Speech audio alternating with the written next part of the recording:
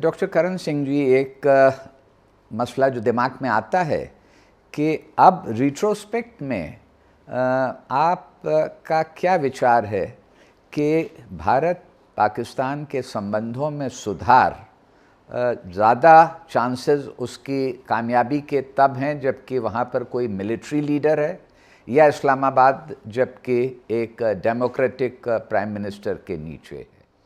देखिए जैन साहब, ऐसा है कि ये मसला तो आरंभ से ही बड़ा जटिल था, क्योंकि जब पाकिस्तान का हमला हुआ 1947 में और सारा 1948 में युद्ध चलता रहा और 1 जनवरी 1949 को जो सीज़ फायर हुआ, उस सीज़ फायर से आधी रियासत हमारी अपने हाथ से निकल गई। गिलगित बल्तिस्तान निकल गया, बहुत बड़ा इलाका था, तो वो हमारे हाथ से निकली। हमारी सबसे बड़ी रियासत थी 84,000 मुरब्बा मील, 84,000 स्क्वायर माइल्स। उसमें से आधी तो आप समझ लो ये निकल गई, और मीरपुर मुजफ्फराबाद का जो we could call it the Punjabi Muslim strip जो वेस्ट को है, वो निकल गए। तो आते ही हमारी आधी रियासत तो निकल गई। कश्मीर हमारे पास रहा ज़रूर, जम्मू है, लद्दाख है, लेकिन ये इलाके निकल गए। तो उसी वक्त से ये तो विवाद चलता ही रहा। पाकिस्तान इस बात के ऊपर जोर दे रहा था कि भाई आप प्लेबिसाइट करवाओ, लेकिन वो ये नहीं समझते थे कि प्लेबिसाइट जो जिसकी बात हुई थी, सबसे पहली उसमें बात ये निकली थी, Pakistan will withdraw their troops completely, और उसी के बाद जो होगा सो बाकी विथड्रॉ इंडियन आर्मी की होगी, स्टेट फोर्सेस की। विथड्रॉ ही नहीं किया पाकिस्तान, और दोष देते हैं हमें कि आपने प्लेबिसाइट नहीं किया। कि जब पहला ही आपने उसकी जो लिवाज़िमात थे वो पूरे नहीं किए जन साहब, तो कैसे होता फिर आगे चलता। एक उसके पश्चात ही चलता रहा ये विवाद। हर एक प्रधानमंत्री जो पाकिस्तान के, मैं भी सब देखे मैंने, लियाकत अली, यानी मिले नहीं, भारत वाले तो सब मिला हूँ, पाकिस्तान वाले सब देखे, लियाकत अली ख़ान से लेके और ये अपने इस समय जो है। और ऐसा है कि यू कांट से मिलिट्री वाले भी कुछ, जैसे याह्या खान थे, उस वक्त तो ज़्यादा ही हालात ख़राब हुए, क्योंकि इस्लामाइजेशन जो पाकिस्तान की शुरू हुई अधिकतर वो जनरल ज़िया की वजह से हुई। और याह्या खान थे तो उस वक्त तो बांग्लादेश की युद्ध हुआ, तो वो कटुता रहती है। कुछ प्रयत्न होते हैं करने की, पंडित जी भी जाते रहे और नरसिम्हा राव भी गए, इसका अटल जी भी गए और लोग भी गए, लेकिन वो बात बनती नहीं है, क्योंकि जब तक पाकिस्तान इस बात पे अड़ा हुआ है कि हमने कश्मीर लेना है, तब तक कोई बात चलेगी नहीं आगे, क्योंकि जो भी हालात हुए हैं नहीं हुए हैं, अब वो ले नहीं सकते कश्मीर को। तो जब तक वो कश्मीर का ऑब्सेशन जो उनका है, एक फिल्म थी बनी मैग्निफिसेंट ऑब्सेशन जी, और एक फिल्म बनी थी फेटल अट्रैक्शन जी। ये दोनों फिल्में पाकिस्तान पर लागू होती, दोनों नाम, fatal attraction to Kashmir and magnificent obsession. यानी क्या पाया उन्होंने कश्मीर के पीछे? कश्मीर तो उनको मिला नहीं, आधा देश गंवा दिया उन्होंने, अपने देश की ये हालत हुई है। तो ये जब तक इसको नहीं छोड़ेंगे ना, इस आइडिया को, तब तक कोई बात नहीं बनी। अब आपने जो कहा कि हालात कब ऐसे बन रहे थे, जब जनरल मुशर्रफ बने प्रेसिडेंट, हालांकि करगिल वगैरह के युद्ध के वही थे निर्माता, लेकिन वहाँ जो हम विजय प्राप्त की, तो जनरल मुशर्रफ जब बने तब लगने लगा कि नहीं, कुछ ना कुछ समाधान हो सकता है। उनकी और डॉक्टर मनमोहन सिंह जी यहाँ थे, उनकी आपस में कुछ बातचीत भी हो रही थी, और यहाँ तक बात चल रही थी कि कोई 5 पॉइंट प्रोग्राम बन रहा था जिसमें वो सहमति हो रही थी। मैं नहीं जानता हूँ, मैं गवर्नमेंट में नहीं था, मैं नहीं बता सकता हूँ क्या थे वो 5 पॉइंट, लेकिन मुझे डॉक्टर मनमोहन सिंह जी ने इतना ज़रूर कहा कि doctor Karan Singh, I was waiting for 1 telephone call, I would have flown to Islamabad and signed. हुआ क्या, बदकिस्मती समझो, उन्हीं दिनों में इस मुशर्रफ ने पाकिस्तान के चीफ जस्टिस पे हाथ लगा दिया। उस वक्त से उसकी डाउनफॉल शुरू हो गई, तो बात कभी चली नहीं आई।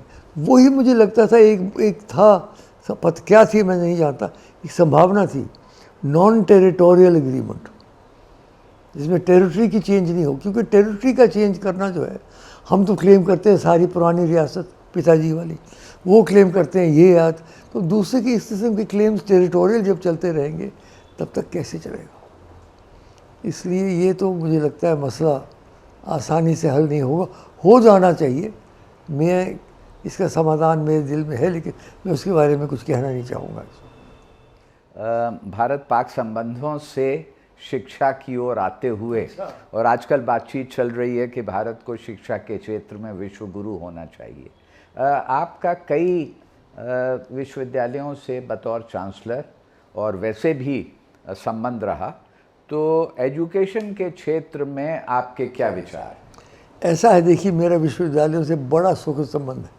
सबसे पहले तो जम्मू कश्मीर यूनिवर्सिटी जो थी उसका मैं चांसलर इसलिए था कि मैं सदर रियासत था, हेड ऑफ स्टेट, और उसी यूनिवर्सिटी से मैंने ग्रेजुएशन किया। ये विश्व में पहली बार होगा कि एक यूनिवर्सिटी का जो चांसलर है उन्होंने अपनी यूनिवर्सिटी से ग्रेजुएशन की, वो भी एक नई बात थी। फिर उसके बाद मैंने कहा मैं एमए करना चाहता हूँ, लेकिन अगर मैं जम्मू कश्मीर में किया तो लोग कहेंगे अपने ही घर का कर रहे हैं। तब मैं दिल्ली यूनिवर्सिटी में मैंने कदम रखा, और दिल्ली यूनिवर्सिटी वालों ने अपने स्टैट्यूट्स बदले मेरे लिए। ये बदले कि अगर कोई chancellor of a sister university wants to appear for examination, he can be precluded from attending classes, although he has to come and give the examination in Delhi. तो वो स्पेशल उन्होंने मुझे दिया। एमए के लिए बहुत मेहनत मैंने की। एमए प्रीवियस के लिए मैं यहाँ 1956 में आया, एमए फाइनल के लिए 1957 में आया, और भगवान की दया से अभी भी यूनिवर्सिटी रिकॉर्ड मेरा पॉलिटिकल साइंस का एमए किया था। उसके बाद मैंने कहा पीएचडी भी मुझे करना है, पीएचडी भी यहीं किया श्री अरविंद। तो पहले जम्मू कश्मीर यूनिवर्सिटी, इस बीच में मुझे बनारस हिंदू यूनिवर्सिटी का चांसलर चुना गया। वहाँ चुनाव होता है, एक उनकी जो एक्ट है उस पर चुनाव होता है, तो मुझे चुना गया। तो वहाँ का भी मैं कुलाधिपति बना। दिल्ली JNK का कुलाधिपति था, दिल्ली में तो मैं छात्र था, बनारस हिंदू कुलाधिपति बना। और फिर उसके बाद अंत में JNU में मुझे 5 साल नियुक्त किया गया गवर्नमेंट। डॉक्टर नारायणन जब प्रेसिडेंट थे, JNU का मैं चांसलर रहा। तो JNU, BHU और JNK यूनिवर्सिटी 3 का तो मैं चांसलर रहा, और दिल्ली यूनिवर्सिटी का छात्र रहा। तो यूनिवर्सिटी के साथ मुझे बहुत प्रेम है, और शिक्षा के साथ मुझे बहुत प्रेम। अब नई शिक्षा नीति चल रही है, आशा है कि इसमें कुछ ना कुछ सुखद परिवर्तन होंगे। अभी कहना कठिन है, लेकिन बहुत सारे अच्छे विचार भी हैं उसमें। अगर उनको अपनाया जाए तो संभवतः हमारी शिक्षा पद्धति में कुछ तरक्की ही होगी। एक अंतिम सवाल, आपने अपने एक प्रेम के बारे में कहा, शिक्षा से जो आपका प्रेम है, आपका दूसरा प्रेम ये है, मेरी दृष्टि में यदि मैं कहूँ कि एक धर्मनिरपेक्ष पटल पर रहते हुए भी आपने कई बार ये कहा कि आप गर्व से कहते हैं कि आप हिंदू हैं, और कुछ प्रमुख मंदिरों में आपका विशेष अनुराग और उनके प्रति आपका झुकाव रहा है। तो ये किस तरह से आपने ये सामंजस्य? जहाँ तक तो मंदिरों का प्रश्न है, जी, हमारा पारिवारिक मंदिर है रघुनाथ मंदिर, हम रघुवंशी हैं, तो वो हमारे कुल देवता है। वहाँ बड़ा भव्य मंदिर है, आपने तो देखा, उसमें अनेक देवी देवताओं के मंदिर उसमें हैं।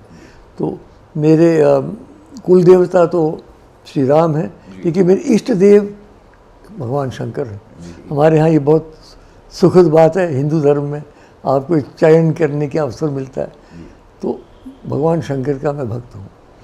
तो मंदिर मैंने बनाए भी हैं, वहाँ भी रघुनाथ मंदिर के प्रांगण में बनाया, एक नटराज मंदिर, एक पौंडीचेरी में पिरामिड में बनाया नटराज मंदिर, एक अमेरिका में योगाविल में बनाया। तो मंदिरों के साथ भी मुझे है, लेकिन अधिकतर मुझे जो धर्म में आता है उपनिषदों के साथ मेरा प्रेम है, क्योंकि मैं मानता हूँ कि सर्वोपरि हमारे शास्त्र जो हैं उपनिषद हैं। गीता भी एक प्रकार से डेरिवेटिव टेक्स्ट है, गीता श्रुति नहीं है, स्मृति है। श्रुति अगर है तो उपनिषद है। उपनिषद के बारे में मैं बहुत लिखता हूँ, बोलता हूँ। वेदांत के बारे में देश विदेश में मैंने भाषण किए। और उपनिषद में ये है, एकम सत विप्रहा बहुधा वदंती, सच्चाई एक है, उसे समझने के, अभिव्यक्त करने के अलग अलग मार्ग हैं। तो ये हमारा मुख्य मंत्र है हमारी संस्कृति का।